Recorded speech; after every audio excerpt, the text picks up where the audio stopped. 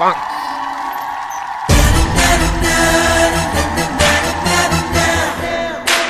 आगे लग इधर इधर।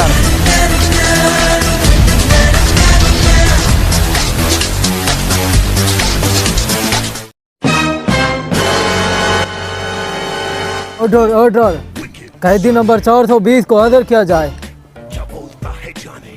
हाजिर है जज साहब। फिर बदमाशी।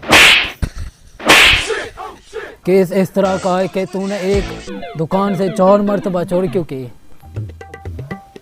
मैंने दुकान से 4 मरतबा कपड़े चुराए थे।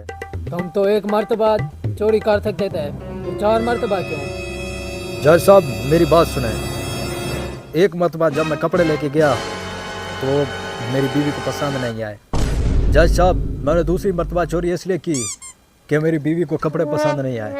तो फिर मैं तीसरी मरतबा चोरी करने गया, फिर भी मेरी बीवी को कपड़े पसंद नहीं आए। जब मैं चौथी मरतबा चोरी करने गया तो मुझे शॉप वालों ने पकड़ लिया।